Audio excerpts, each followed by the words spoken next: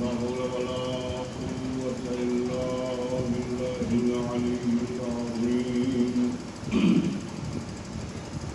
حسبنا الله ونعم الوكيل والمولى ونعم النصير أعوذ بالله من الشيطان اللعين الرجيم بسم الله الرحمن الرحيم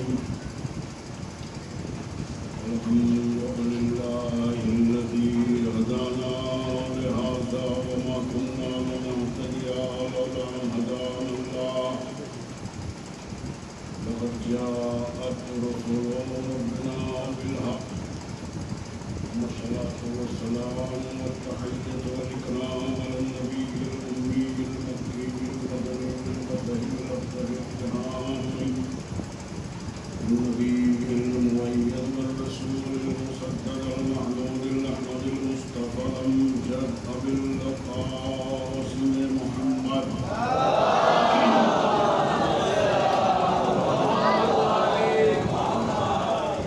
وعلى أهل بيته الطيبين الطاهرين المعصومين المظلومين لعنة الله على أعدائهم أجمعين إلى قيام الدين. ما بعد فقد الله سبحانه تبارك وتعالى في كتابه المجيد وفرقانه الحميد وقوله الحق. بسم الله الرحمن الرحيم. تبارك الذي بيده الملك وهو على كل شيء قدير الذي خلق الموت والحياة ليبلوكم أيكم أحسن عملا. صلوات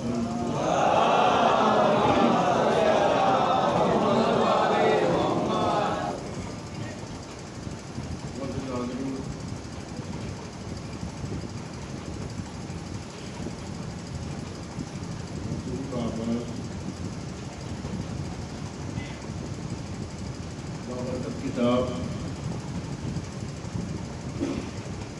معجزاتی کتاب اور خالق کلام کا کلام قرآن مجید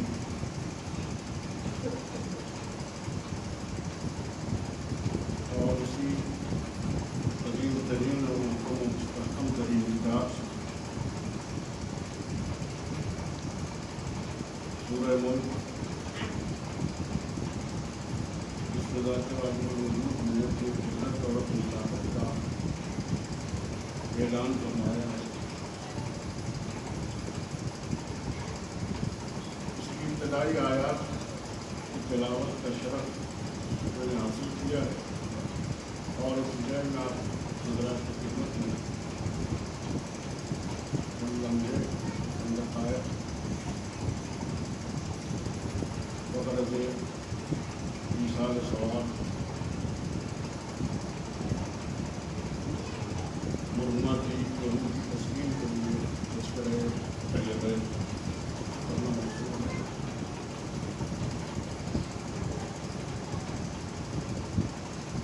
ذات واجب الوجود نے اپنے اس کلام میں یہ اعلان فرمایا،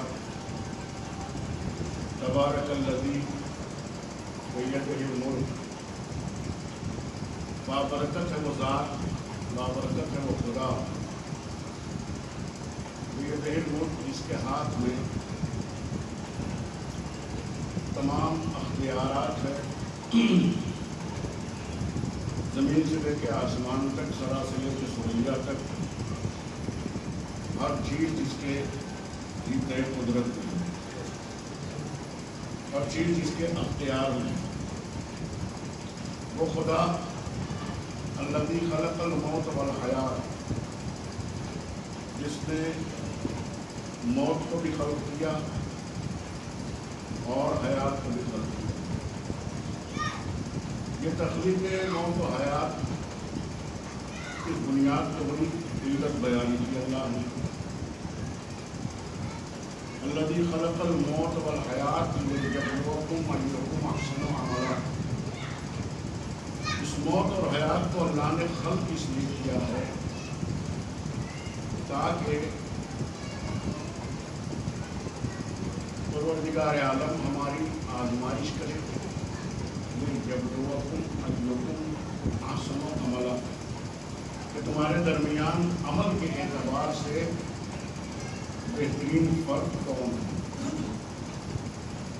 گویا بات یہ واضح ہو رہی ہے کہ مقصد خلقت بشر اور مقصد تخلیق کائنات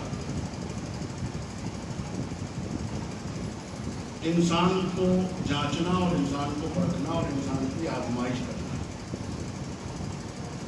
اس بات کی آزمائش کہ از لحاظ عمل احسن ترین فرد کون ہے۔ اب ہمیں اس آزمائش گاہ میں آنے کے بعد چونکہ ممتحن اور امتحان لینے والا، آزمائش کرنے والا کوئی اور نہیں ہے، خود خالق کائنات ہے، اسے دیکھنا ہے کہ ہمیں عمل کے اعتبار سے بہتر کون ہے، تو ہمیں اسی طریقے سے اس آزمائش کے لیے آمادہ بھی ہونا پڑے گا، تیار بھی ہونا پڑے گا۔ امتحان لینے والا کوئی معمولی ہوتا تو معمولی سے سوال بھی ہوتے اور آسانی سے اس امتحان میں کامیابی بھی حاصل کی جا سکتی تھی، لیکن امتحان لینے والا کوئی عام بشر نہیں ہے، بلکہ وہ جو خالق کائنات ہے، جس نے بتا دیا کہ ہمارا علم، ہماری طاقت، ہماری قدرت پوری کائنات پر محیط ہے، زمین سے لے کے آسمان تک، ذرا سے لے کے ثریا تک، ذرے ذرے پر اس کا اختیار ہے۔ وہ ہر چیز کا جاننے والا ہے، ہر چیز کا عالم ہے، ہر چیز پر قدرت رکھنے والا ہے، اور وہ ایسا عالم ہے کہ جو صرف عالم نہیں، عالم بھی ہے، علیم بھی ہے، وہ قادر بھی ہے، قدیر بھی ہے، وہ سامع بھی ہے، سمیع بھی ہے۔ لیکن یہ لفظیں صرف نہیں ہیں کہ اللہ نے کہہ دیا ہم عالم بھی ہیں اور علیم بھی ہیں، ہم سامع بھی ہیں اور سمیع بھی ہیں، قادر بھی ہیں، قدیر بھی ہیں۔ عالم ہونا اور ہے اور علیم ہونا اور ہے، سامع ہونا اور ہے اور سمیع ہونا اور ہے۔ آپ کی خدمت میں یہی دو لفظ ہیں، صرف سامع اور سمیع، چونکہ یہ مبتدا میں لفظ ہیں، آپ سنتے رہتے ہیں اور مفہوم سے بھی واقف ہیں پوری طرح سے۔ ذاکرین اکثر ممبروں سے خطاب کرتے ہوئے یہ کہتے ہیں سامعین متوجہ ہوں، سامعین توجہ فرمائیں، یہ سامعین لفظ ہے، جمع ہے یہ سامع۔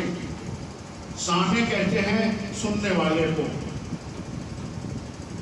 سننے والے کو سامع کہا جاتا ہے، اور یہ واحد لفظ ہے، سامع واحد، اور جمع سمیع، سامعین، سامعین جمع، سامع واحد۔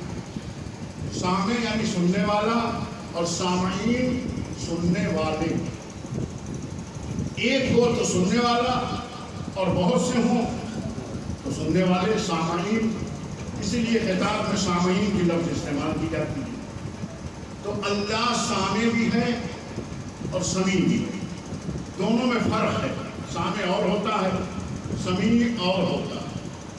سامع کون ہوتا ہے؟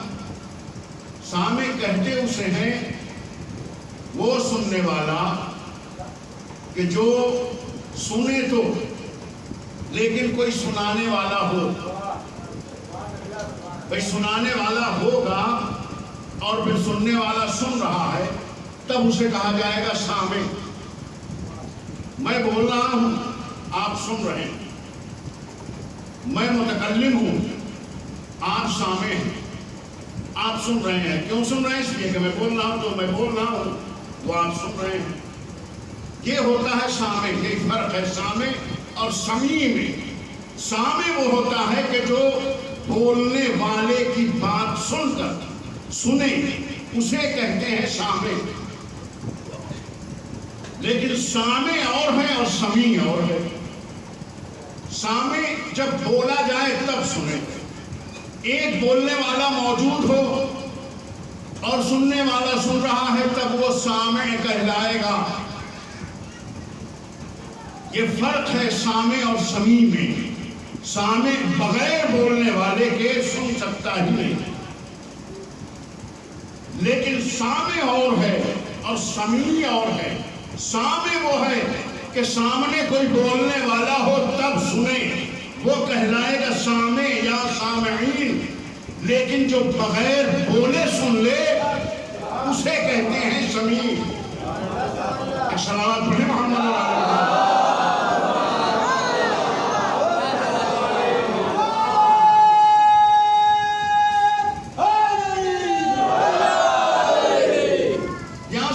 یہاں سنانے والے کی ضرورت نہیں ہے۔ کتنا فرق ہے سامع اور سمیع میں۔ سامع بولنے والا بول رہا ہے، سننے والا سن رہا ہے، سامع کہلائے گا۔ لیکن سمیع وہ ہے کہ ہم بول نہیں رہے ہیں لیکن آپ سن رہے ہیں۔ تو یہ صلاحیت، یہ قوت، یہ طاقت سامع کے اندر کہاں سے آئے گی کہ بغیر بولنے والے کے سن لے، بغیر بولنے والے کے سن لے۔ یہ سمیع بن سکتا ہے، سامع نہیں بن سکتا۔ سامع کے لیے تو ضروری ہے کوئی بولنے والا ہو، اور اللہ سامع بھی ہے اور سمیع بھی ہے۔ وہ سمیع کیوں ہے؟ وہ سمیع اس لیے ہے کہ وہ کان نہیں رکھتا، وہ کان نہیں رکھتا، اس کے باوجود سنتا ہے۔ ادھر ہم نے دل میں ارادہ کیا اور ادھر ہمارے دل کے اندر استجیب لکم، اللہ کہتا ہے کہ میں تم دعا کرتے ہو میں سنتا ہوں۔ ہم نے دل میں دعا کی اور اس نے سن لی۔ ہم نے زبان سے کچھ نہیں کہا، ہم نے اپنی حاجت اپنے دل میں تصور کیا، خیال کیا، لیکن وہ سمیع ہے۔ اور سمیع صفت کا خاصہ یہ ہے کہ جو بغیر بولنے والے کے سن لے، یعنی دل کی بات سن لے، اسے کہتے ہیں سمیع۔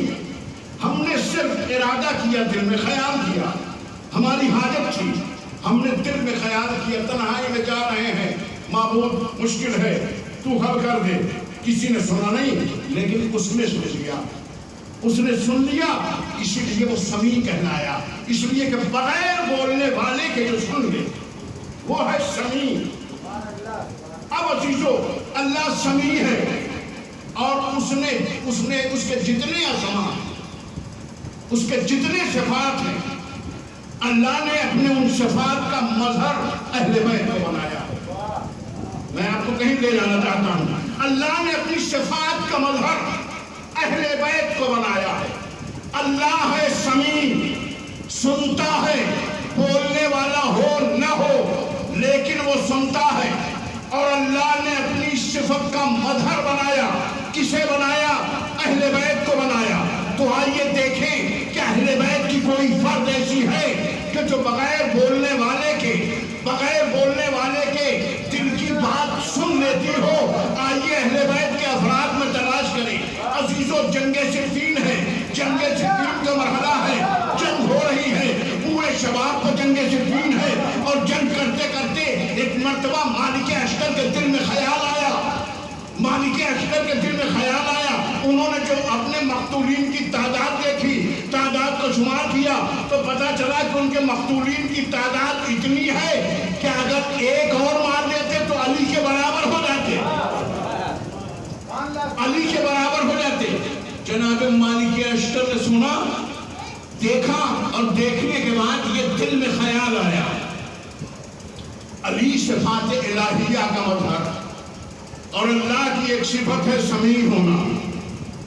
جناب مالک اشتر نے جب تعداد دیکھی، 35 مارے ہیں، علی نے 36 مارے ہیں، دل میں خیال آیا کہ کاش ایک اور مار دیتا تو آج میرے مقتولین کی تعداد بھی وہی ہوتی جو علی کے مقتولین کی ہے۔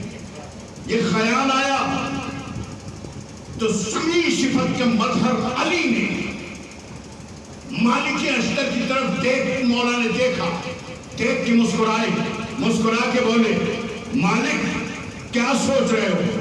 کہا مولا کچھ نہیں. کہا کچھ تو. کہا مولا یہ سوچ رہا ہوں کہ اگر آج ایک کو اور مار دیتا تو آپ کے قاتلوں کی تعداد اور میرے قاتلوں کی تعداد برابر ہو جاتی اور دنیا میں میری شجاعت کا چرچا ہو جاتا.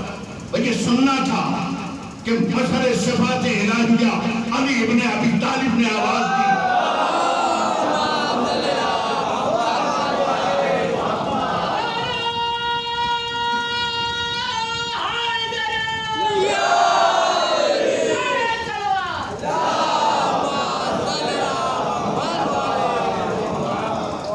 مولا نے آواز دی اے مالک تمہارے دل میں یہ خیال آیا کہ اگر ایک کو اور قتل کر دیتے تو تمہارے مقتولین کی تعداد میرے مقتولین کے برابر ہو جاتی. کہاں مولا یہ خیال آیا؟ کہا مالک یہ درست ہے کہ تم نے ایک کم مارا ہے لیکن تمہارے مارنے میں اور ہمارے مارنے میں بڑا فرق ہے. کہا مولا وہ کیا؟ کہا فرق یہ ہے کہ جب تمہاری تلوار چلتی تھی تو سامنے یہ نہیں دیکھتی تھی کہ مرنے والا کون ہے، لیکن جب علی کی تلوار چلتی ہے تو 70 نسلوں کو دیکھ کے چلتی ہے.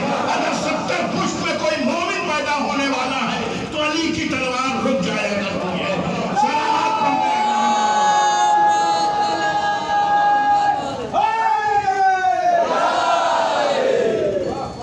تو یہ ہے صفت الہی کا مظہر. مولا کائنات علی بن ابی طالب کی ذات والا صفات تو جو صفات الہیہ کا مظہر ہے. ہر صفت کا مظہر علی ہے اور صفات اسماء صفات الہیہ لا تعداد ہیں. یہ 99 نام جو ہم سنتے ہیں یہ تو صرف ایک تعداد بیان کر دی گئی ہے ورنہ اللہ کے اسماء کی کوئی تعداد نہیں ہے. ایک لفظ یہ جامع ترین لفظ اللہ ہے اور لفظ اللہ اتنا جامع لفظ ہے کہ اس میں تمام صفات اور تمام اسماء اس کے سمٹے ہوئے ہیں. اسی ایک لفظ میں سارے اسماء کی خصوصیت مضمر ہے. لفظ اللہ میں لفظ اللہ آپ کی زبان پہ آیا تو آپ نے یا خالق کو بھی کہہ دیا یا مالک کو بھی کہہ دیا یا رازق کو بھی کہہ دیا یا عالم کو بھی کہہ دیا یا قدیر کو بھی کہہ دیا یا سمیع کو بھی کہہ دیا. یعنی سارے صفات کے مجموعے کا نام ہے اللہ اور جامع ترین لفظ پروردگار عالم کا یہ نام اور جس نام کی تکرار بار بار قرآن مجید میں تمام صفات کے مجموعے کا نام ہے اللہ. اور اسی اللہ نے فرمایا کہ تبارک الذی بیدہ الملک وهو على كل شيء قدیر الذی خلق الموت والحیات لیبلوکم ایکم احسن عملا. دیکھیں یہ قرآن ہے. اللہ نے یہاں یہ فرمایا خلق الموت والحیات. موت کو بھی ہم نے خلق کیا اور حیات کو بھی خلق کیا. موت لفظ موت اس آیت میں پہلے استعمال ہوا اور حیات کی لفظ بعد میں آئی ہے. خالق موت و حیات وہ ذات واجب الوجود ہے. اس نے موت کو بھی خلق کیا اور حیات کو بھی خلق کیا. گویا موت بھی مخلوق ہے. خلق الموت والحیات. موت بھی مخلوق ہے اور حیات بھی مخلوق. دونوں ہیں مخلوق. خلق الموت والحیات. ہم نے موت کو بھی خلق کیا اور حیات کو بھی خلق کیا. خالق اللہ، مخلوق موت اور زندگی. زندگی اور موت دونوں مخلوق. اور جب مخلوق ہے دنیا قیاس کرتی ہے محمد اور آل محمد کو اپنی زندگی سے جوڑتی ہے، اپنی حیات سے جوڑتی ہے کہ خدا نخواستہ محمد اور آل محمد ہم جیسے ہیں. اللہ نے فرمایا خلق الموت والحیات، ہم نے موت اور حیات کو خلق کیا. یہ دونوں مخلوق، دونوں اللہ کی تخلیق کردہ، اور جب اللہ نے دونوں کو خلق کیا ہے، دونوں مخلوق ہیں، تو اب مخلوق میں دیکھا جائے گا کہ مخلوق میں یہ موت پہلے ہے، پہلے موت خلق ہوئی، یا اس سے پہلے بھی کوئی خلق ہوا ہے. خلق الموت والحیات، مخلوق حیات بھی، مخلوق موت بھی، دونوں ہیں مخلوق. اور جب دونوں مخلوق ہیں، موت ہر کسی کو آنا ہے، لیکن یہ موت ہے کب سے، کب خلق ہوئی؟ جب خلقت کی بات آئی تو ہم نے حدیث کا سہارا لیا. پیغمبر نے فرمایا اول ما خلق اللہ نوری، سب سے پہلے اللہ نے میرے نور کو خلق کیا. جب موت نہیں خلق ہوئی تھی، جب حیات خلق نہیں ہوئی تھی، جب کچھ بھی نہ تھا، نہ زمین تھی، نہ آسمان تھا، نہ چاند تھا، نہ سورج تھا، نہ ستارے تھے، نہ ہوا تھی، نہ خلا، نہ فضا، کچھ بھی نہ تھا. پیغمبر نے فرمایا اول ما خلق اللہ نوری، اللہ نے سب سے پہلے میرے نور کو خلق کیا. سب سے پہلی خلقت نور محمد کی، یعنی مخلوق نور محمد بھی، مخلوق موت بھی، مخلوق حیات بھی. دنیا تصور کرتی ہے کہ محمد اور آل محمد ہم جیسے ہیں. پیغمبر فرما رہے ہیں اول ما خلق اللہ نوری، ہم سب سے پہلے اللہ نے ہمارے نور کو خلق کیا. بھئی آل محمد اس وقت تھے کہ جب نہ حیات کا وجود تھا، نہ موت کا وجود تھا، نہ حیات پیدا ہوئی تھی، نہ موت پیدا ہوئی تھی. موت بعد کی مخلوق ہے، آل محمد موت سے بھی پہلے ہیں. تو اب یہ سوچو نہیں آل محمد ہم جیسے ہیں، نہ آل محمد کی زندگی ہم جیسی ہے، نہ آل محمد کی موت ہم جیسی ہے. سلام ہے محمد.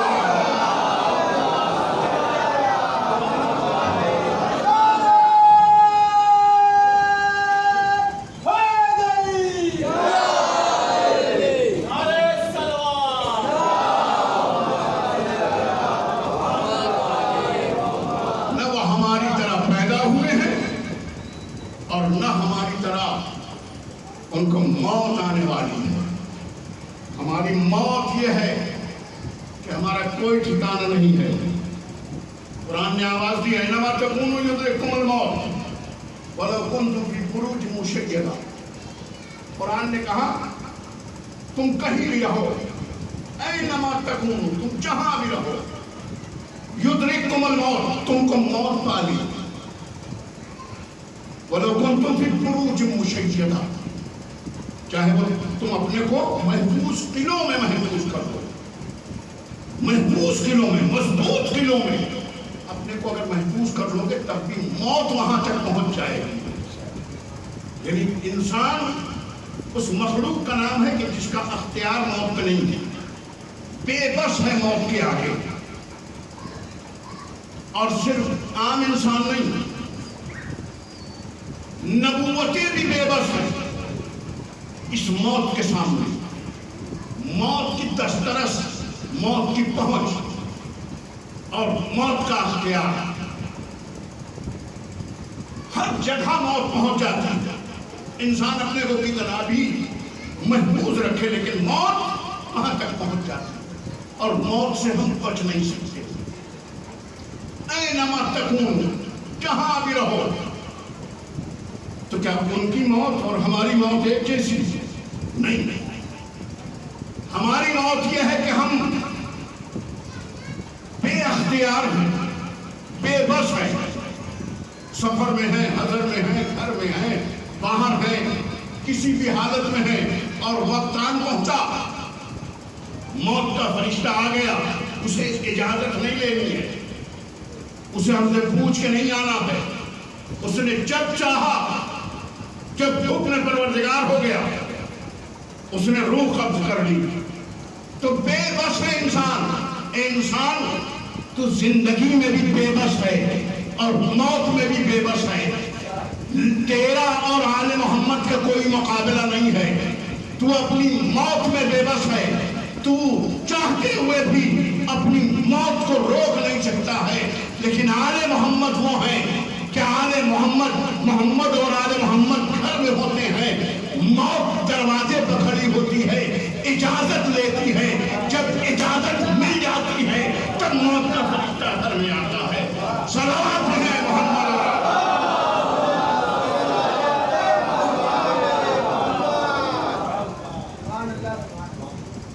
بھئی درے بطول پر فرشتہ آیا، سرکار ختمی مرتبہ کہ وصال کا وقت اور فرشتہ موت دروازے پہ آ گیا، دق الباب کر رہا اور ایسی حیبتناک آواز میں بول رہا کہ بی بی سیدہ معصومہ عالمیان نے تھوڑا خوف اتاری، آواز دی، بابا کوئی دروازے پر دستک دے رہا ہے۔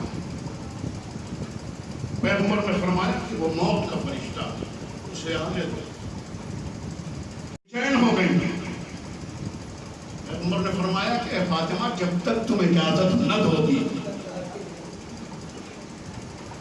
تب تک یہ موت کا فرشتہ تمہاری تحدیث میں قدم نہیں رکھ سکتا۔ یہ در بطول کی عظمت ہے کہ وہ فرشتہ جو کہیں بھی اجازت نہیں لیتا، سلیمان جیسے مضبوط اور طاقتور پیغمبر جن کے اختیارات اور جن کی حکومت کے اثر و رسوخ صرف انسانوں پر نہیں، انسانوں پر، جناتوں پر، طیور پر، وحوش پر، چرند پرند وحوش طیور، ہر ایک پر سلیمان کی حکومت، حتیٰ کہ فضا اور ہوا کی بھی سلیمان کی حکومت۔ اتنا طاقت ہونے کے باوجود جب موت کا وقت آیا تو جناب سلیمان بے بس نظر آئے، موت کے فرشتے سے اجازت مانگ رہے ہیں سائے میں جانے کو، لیکن سائے میں جانے کی مہلت نہ ملی، اور اسی دھوپ میں قلعے کے اندر عصا کا تکیہ کیے ہوئے کھڑے رہے اور موت کے فرشتے نے روح قبض کر لی۔ تو یہ موت ایسی شے ہے کہ جس پر کسی کا اختیار نہیں، لیکن یہ کرشمہ ہے آل محمد کا، یہ کمالات آل محمد کو اللہ نے دیے ہیں کہ ان کے اختیار موت پر بھی ہے، اور یہ جب تک اجازت نہ دے تب تک موت کا فرشتہ روح نہیں قبض کر سکتا۔ اور آل محمد کا عظیم ذوات مقدسہ کا نام ہے کہ صرف اپنے لیے نہیں، ایسا نہیں ہے کہ انہی کی روح قبض کرنے میں فرشتہ ان سے اجازت لے گا، بغیر ان کی اجازت کے فرشتہ ان کی روح قبض نہیں کر سکتا، نہیں، بلکہ آل محمد جس کے لیے بھی کہہ دیں گے موت کے فرشتے کی مجال نہیں ہے کہ وہ اس کے روح قبض کرے، اور اگر خدا نخواستہ روح قبض بھی کر لی ہے اور آل محمد کی کسی فرد نے چاہ لیا تو فرشتہ موت کو روح واپس بھی کرنا پڑے۔ واقعات آپ کے پیش نظر ہیں۔ چوتھے امام کا واقعہ کہ چاہنے والا امام علیہ السلام کی خدمت میں زیارت کے لیے آ رہا تھا، راستے میں بیوی کا انتقال ہو گیا، چاہنے والا اکیلے آیا امام کی تحریر اور پورا واقعہ آپ کے سامنے ہے کہ موت کے فرشتے نے روح قبض کرنے کے باوجود جب وہ زوجہ کی روح واپس کی ملک الموت نے اور زوجہ آئی اور اس نے امام علیہ السلام کو، چوتھے امام کو دیکھا تو اپنے شوہر سے کہا کہ یہی امام ہے؟ کہا ہاں، کہا یہی تو وہ ہیں کہ میری روح قبض ہونے کے بعد فرشتہ موت میری روح لے کے جا رہا تھا، تو انہی کو میں نے دیکھا کہ انہوں نے آ کے فرشتہ موت سے کہا کہ اس کی روح واپس کر دے۔ تو یہ آل محمد ہیں جن کے اختیارات صرف اپنی حیات پر نہیں، دوسروں کی حیات پر بھی اختیار ہے، اور کیوں نہ ہو اس لیے کہ مقسم حیات بھی یہی، حیات تقسیم کرنے والے یہی، زندہ رکھنے والے یہی۔ انہی کے توسط سے اور انہی کے وسیلے سے ہماری زندگی چل رہی ہے، اور انہی کے صدقے میں ہماری سانسوں کی آواگمن ہے، اور ہماری دلی تمنا اور آرزو بھی یہی ہے کہ جب تک آل محمد چاہیں،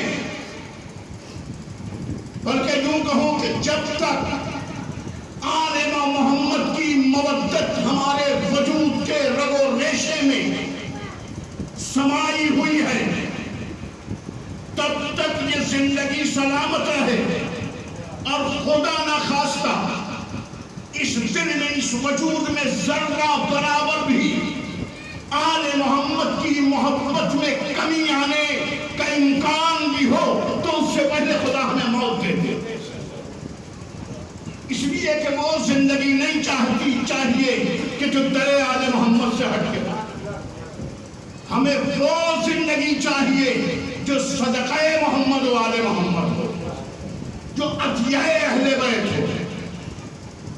اور اسی لیے ہمارا دستور یہ ہے کہ ہم اپنی زندگی میں بھی اور اپنے مرنے کے بعد بھی صرف اور صرف ایک ذریعہ اپنی حیات کی طوالت کا، اپنی حیات کی طولانی ہونے کا، اور اپنی موت کے بعد اخروی زندگی کی کامیابی کے ہم وسیلہ بناتے ہیں محمد اور آل محمد، اور انہی کے ذریعے، انہی کے توسط سے ہم جینا بھی چاہتے ہیں، اور انہی کی محبت پر مرنا بھی چاہتے ہیں۔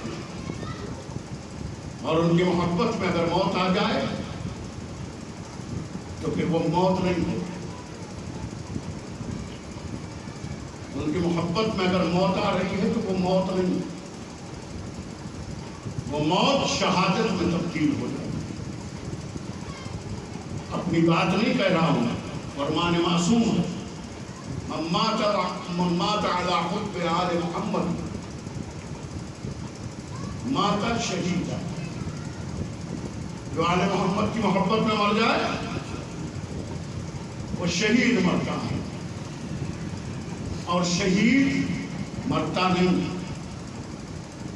وَلَا تَحْسَبَنَّ الَّذِينَ قُتِلُوا فِي سَبِيلِ اللَّهِ أَمْوَاتٌ بَلْ أَحْيَاءٌ عِندَ رَبِّهِمْ يُرْزَقُونَ۔ شہید وہ ہوتا ہے کہ جو مرتا نہیں ہے، بلکہ شہید زندہ ہوتا ہے، اور وہ اللہ کی طرف سے رزق پاتا ہے۔ گمان بھی نہ کرو اللہ کی راہ میں قتل ہونے والے کے لیے کہ وہ مردہ ہو، بلکہ وہ زندہ ہے، اور عند اللہ اسے رزق ملتا ہے، اللہ کی طرف سے اسے رزق ملتا ہے۔ تو جو بھی آل محمد کی محبت میں وہ بستر پر مرے لیکن درجہ شہادت کو حائل ہوگا، کتنا عظیم مقام اور مرتبہ ہے آل محمد کے چاہنے والے، کہ وہ منصب اور وہ مقام جو راہ خدا میں میدان قتال میں جا کر خاک و خون میں خلطہ ہو کر تڑپ تڑپ کے جو موت آتی ہے، اسے جو درجہ دیا گیا شہادت کا، وہی درجہ آل محمد کی محبت کے ساتھ اگر بستر مرگ پر انسان مر گیا تو وہی مقام اور وہی مرتبہ اسے نصیب ہے۔ اور جب شہید مرتا ہے تو شہادت ایک بڑا مرتبہ ہے، بڑا معیار ہے۔ شہید وہ ہوتا ہے کہ جو انہی احادیث میں، یہ مسلسل کئی حدیثیں ہیں، مسلسل 14 حدیثیں، جان محمد کی محبت میں مرنے والا کامل الایمان مرتا ہے، مستکمل الایمان۔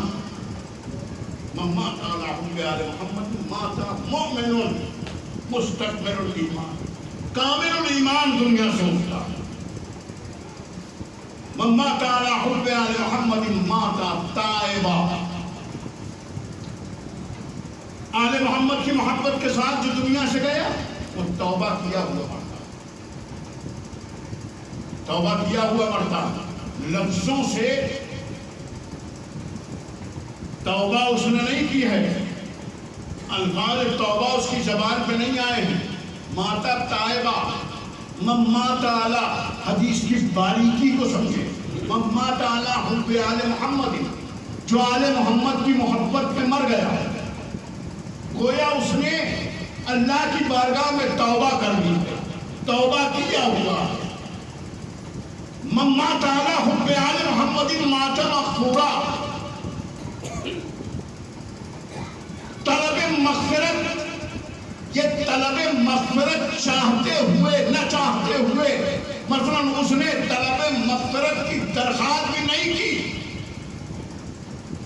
لیکن حدیث نے کہا من مات علی حب آل محمد مات مغفورا، کہ جو محمد اور آل محمد کی محبت میں مر گیا اس کی مغفرت ہو گئی. تو محبت وہ سرمایہ ہے، محمد و آل محمد کی محبت وہ سرمایہ ہے، وہ دولت ہے، وہ خزانہ ہے کہ اگر اس محبت کے ساتھ انسان اس دنیا سے جا رہا ہے تو وہ شہید بھی ہے، وہ مغفرت یافتہ بھی ہے، وہ توبہ کیا ہوا بھی ہے. صلوات پڑھتے ہیں محمد اور آل.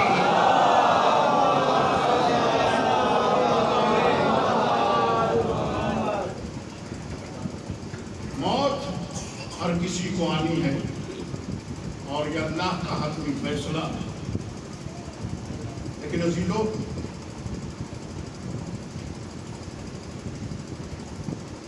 موت تو ہر کسی کو آنی ہے اور موت سے کوئی بچ بھی نہیں سکتا، موت سے کوئی فرار نہیں کر سکتا. موت سے گریز ممکن ہی نہیں. ہر جگہ موت پہنچ جاتی ہے. ہم کہیں بھی بیٹھے، کہیں بھی چھپے، لیکن موت ہم تک پہنچ جاتی ہے. لیکن ہم اپنے مرنے والوں کو، ہمارے درمیان سے جو اٹھ گئے، وہ بے اختیار اور وہ بے بس مرنے کے بعد عمل کی زندگی صرف حیات تک، عمل صرف حیات تک ممکن ہے. مرنے کے بعد انسان اپنے نام اعمال میں ایک تنکے کا بھی اضافہ نہیں کر سکتا. لیکن ضروری یہ ہے کہ مرنے کے بعد ورثہ اپنے مرحومین کو فراموش نہ کریں، اور خصوصاً مرنے والے اگر ایسے ہوں کہ جو ہمارے محسن ہوں،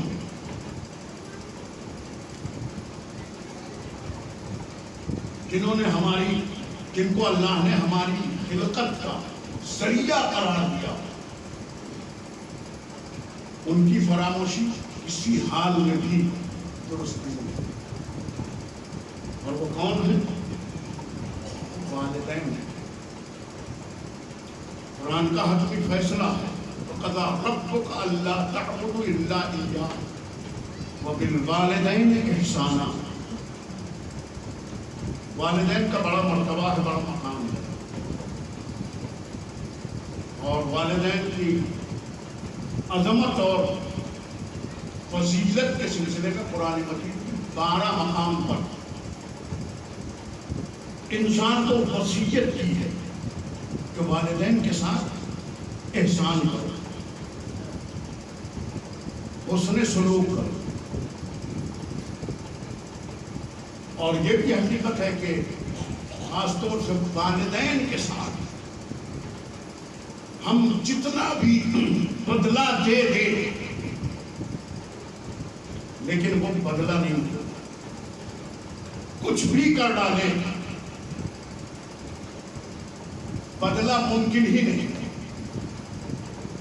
پیغمبر اکرم کے زمانے میں ایک شخص آیا اور اس نے آج کہا کہ یا رسول اللہ کہ میں اپنی والدہ کی خدمت کرتا ہوں، بہت خدمت کرتا ہوں، ان کو کھانا کھلاتا ہوں، ان کو پانی پلاتا ہوں، ان کو نہلاتا ہوں، ان کو کپڑے پہناتا ہوں، ساری خدمتیں کرتا ہوں، کیا اس احسان کا بدلہ ہو گیا جو ماں نے ہمارے ساتھ کیا؟ پیغمبر نے فرمایا کہ ممکن ہی نہیں۔ تم کتنی بھی خدمت کر ڈالو لیکن تمہاری ماں نے صرف 9 مہینے اپنے شکم میں رہ کے تمہیں تمہاری جو حفاظت کی ہے اس کا بدلہ ممکن نہیں۔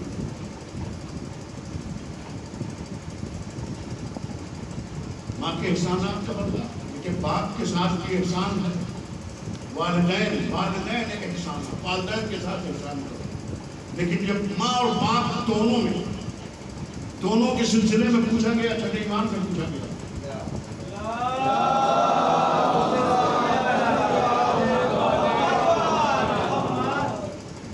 کہ کس کے ساتھ احسان کرے، امام نے فرمایا ماں کے ساتھ احسان۔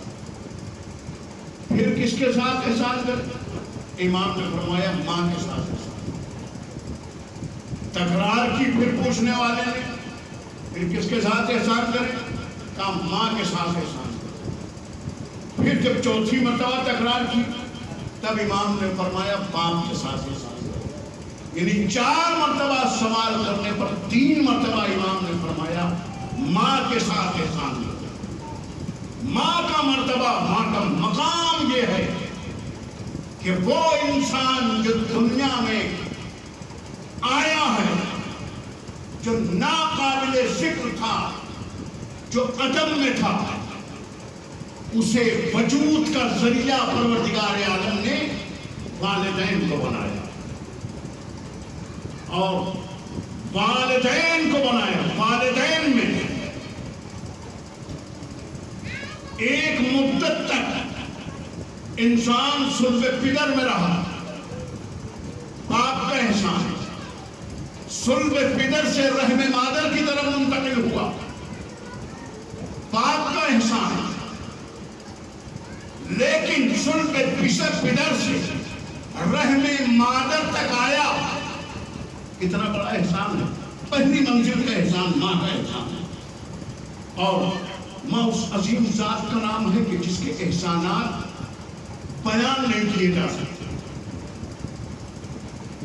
یہ احسان اس ماں کا کم ہے کہ جس نے ہمیں وجود بخشا، 9 مہینے رحم مادر میں اس نے حفاظت کی، خود سوئے نہ سوئے لیکن بچے کی حفاظت مخصوص، خود کھائے نہ کھائے بچے کی غذا فراہم ہو۔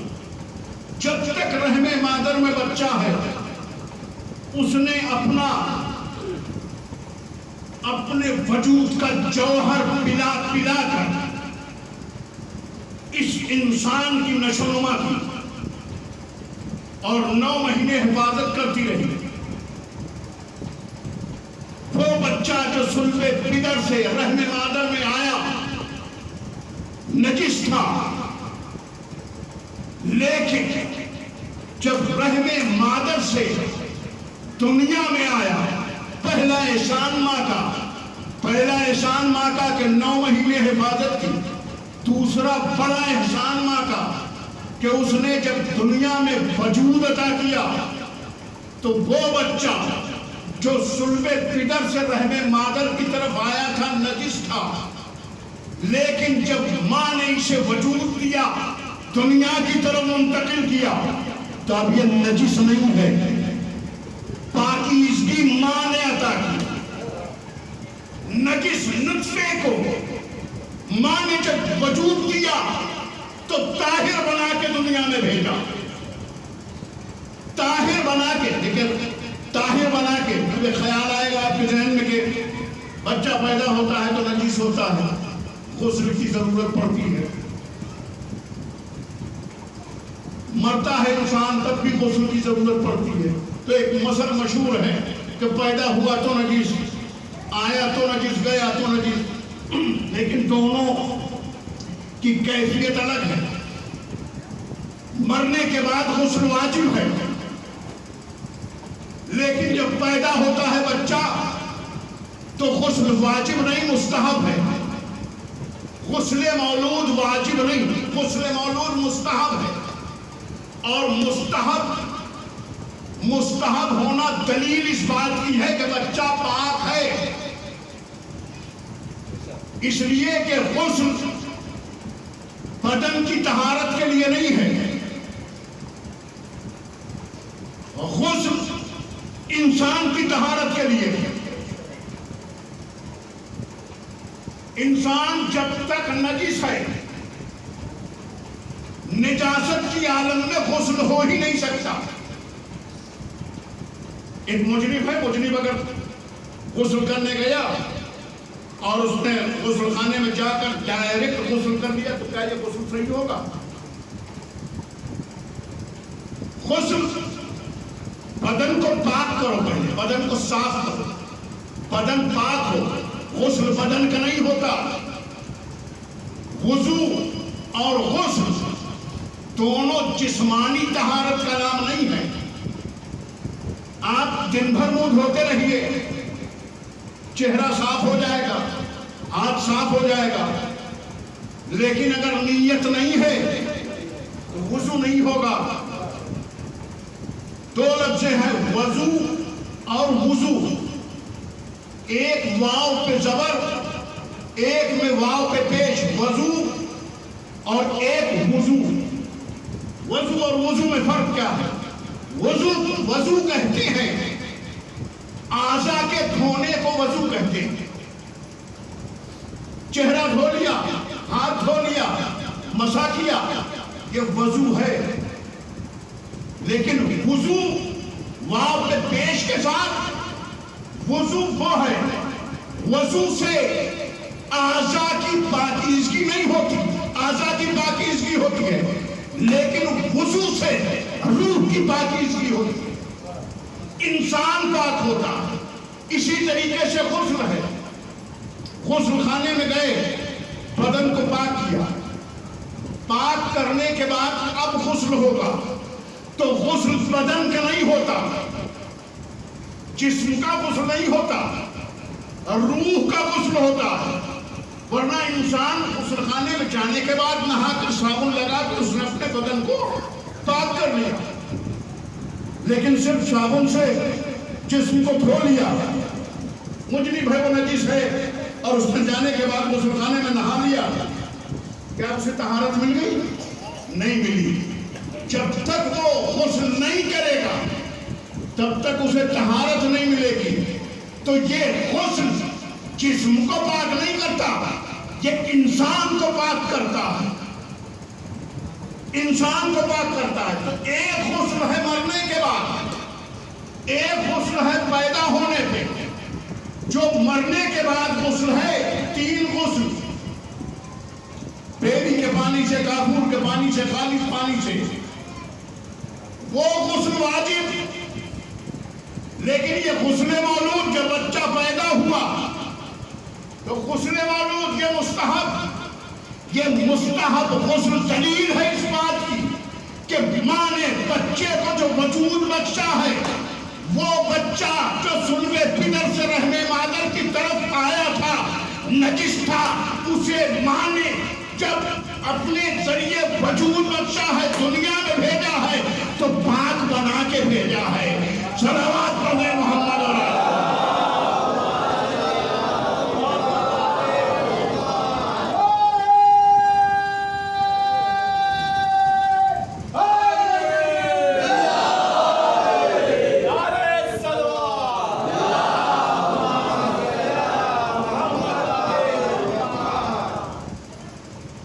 اور یہ شرط اس کو آتا ہے، ماں کو آتا ہے کہ ماں بچے کو اس دنیا میں پاک بنا کے پیدا کرے. ماں کو یہ شرف عطا کیا عورت کو یہ شرف ملا کہ وہ اپنے بچے کی طہارت کی ضامن بنی. طہارت کی ضامن بنی کون؟ عورت.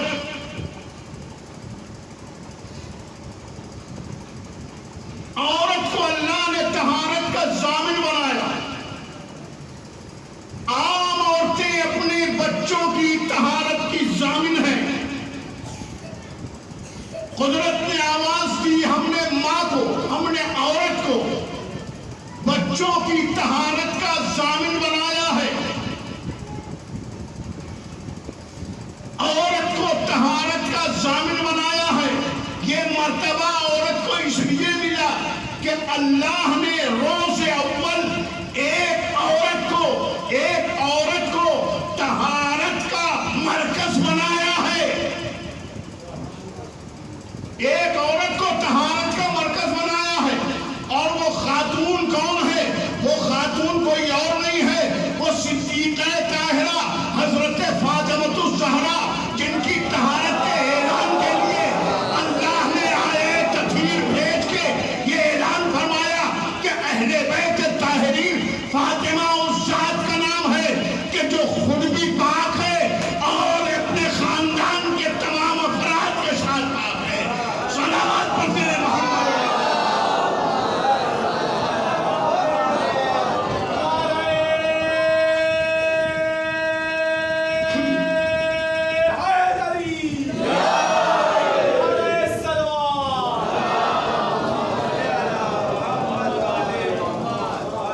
اب یہ ماں کا مرتبہ ہے. اللہ نے ماں کو عظیم مقام عطا کیا اور جناب معصومہ عالمیان مرکز عصمت، مرکز طہارت. ماں کا درجہ بہت بڑا ہے.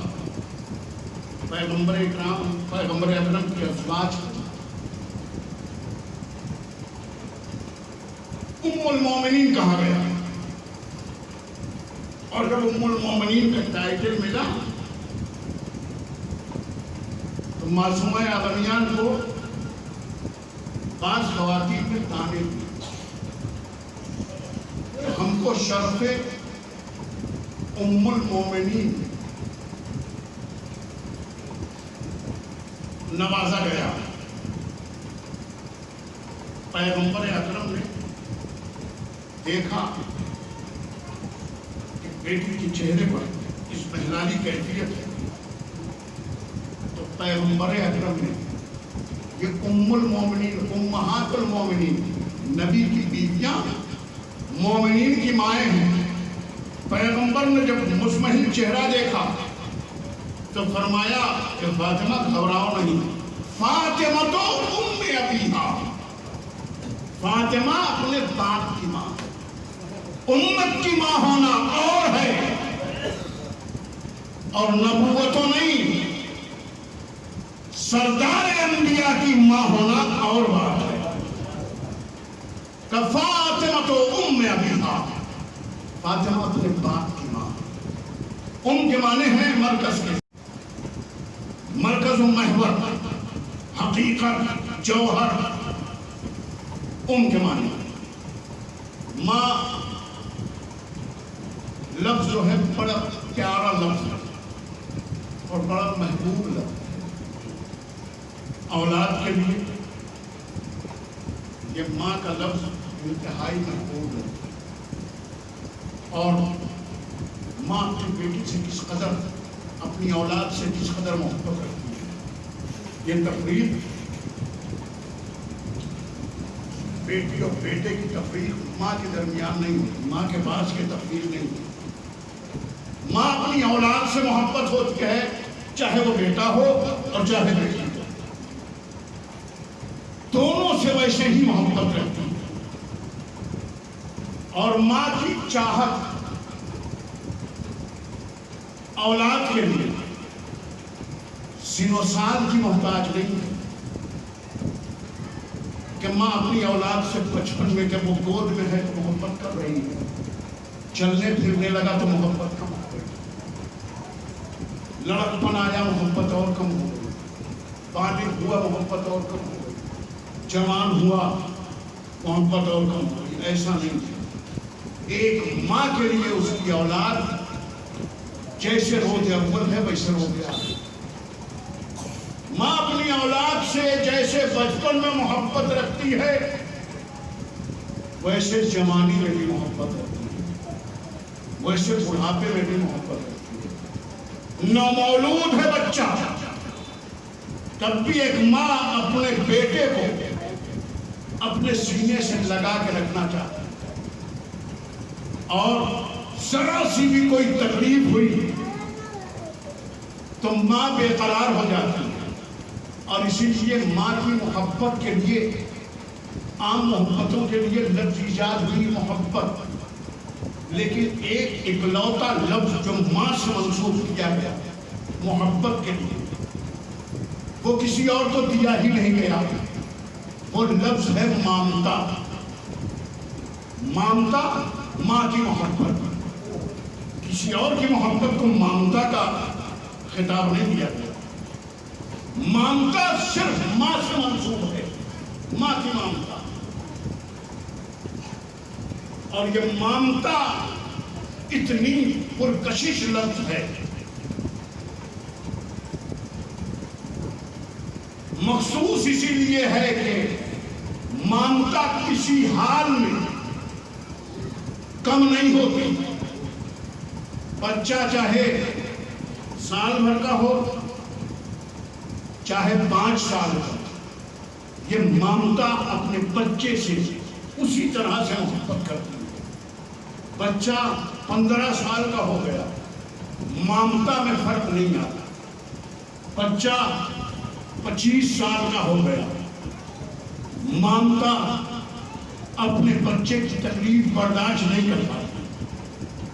بچہ 40 سال کا کر جوان ہو گیا، لیکن مامتا اپنے 40 سال کے کڑیل جوان کی تکلیف برداشت نہیں کر سکتی. مامتا سن و سال نہیں دیکھتی. بچہ اگر 57 سال کا ہو گیا اور بچے پر کوئی مشکل آئی تو ماں برداشت نہیں کر پاتی. عزیزو، میں مسائل پڑھنے لگا.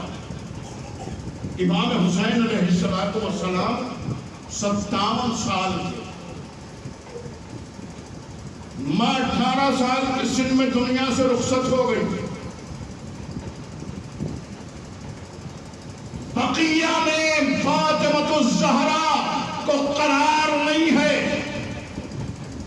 حسین مدینے سے چلے، ماں بے چین ہو گئی. آگے آگے قافلہ حسینی، پیچھے پیچھے ماں فاطمہ الزہرا. حسین کا قافلہ کربلا کی طرف بڑھ رہا ہے اور ماں پیچھے پیچھے ہے. کربلا میں گھوڑے نے آگے بڑھنے سے انکار کر دیا. حسین نے قافلہ نصب کر خیمے نصب کروا دیے. زینب خیمے میں گئی، گھبرا کے باہر آئی. کہا بھیا حسین یہ کیسی جگہ ہے؟ کہا بہن کیا ہوا؟ کہا میں خیمے میں جب گئی تو میں نے پشت خیمہ سے کسی کے رونے کی آواز سنی. میں نے پشت خیمہ پر کسی کے گریے کی آواز سنی. مظلوم نے فرمایا اے بہن تم نے پہچانا نہیں ہے، وہ کوئی اور نہیں ہے، وہ ہماری دکھیاری ماں فاطمہ ہے جو قافلے کے پیچھے پیچھے مدینے سے آ رہی ہے. عزادارو، اولاد پر مصیبت سب برداشت کر لیں، ماں برداشت نہیں کر پاتی ہے. 57 سال کا حسین میدان کربلا میں یکا و تنہا.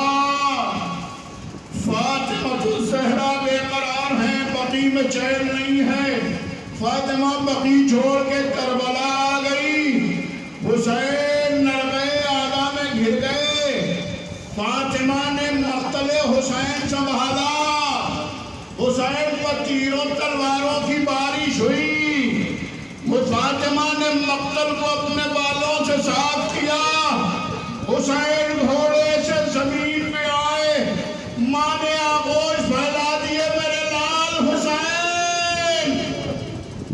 کی آغوش میں آ جا۔ جزاک اللہ خیرہ، خدا کسی غم میں نہ رلائے سوائے غم مظلوم کربلا کے۔ عزادارو، ایک ماں کی محبت، ایک ماں کی ممتا کسی حال میں ماں کو قرار نہیں ہوتا۔ اگر اولاد بے چین ہے، اولاد کو کوئی تکلیف ہے تو ماں قرار نہیں پاتی ہے۔ عزادارو، امام حسین علیہ السلام گھوڑے سے زمین پہ آئے اور ان جناب صدیقہ طاہرہ نے دامن پھیلا دیا، میرے لال میری آغوش میں آ جا۔ حسین کا سر ماں کی آغوش میں تن سے جدا ہو گیا۔ معصومہ نے کیسے برداشت کیا ہوگا، معصومہ نے یہ مصیبت کیسے اٹھائی ہوگی۔ عزادارو، یہی مصیبت نہیں بلکہ حسین کی شہادت کے بعد فاطمہ بقی واپس نہیں گئی۔ اولاد چاہے بیٹی ہو چاہے بیٹا ہو، ماں اپنی اولاد کی مصیبت برداشت نہیں کر سکتی۔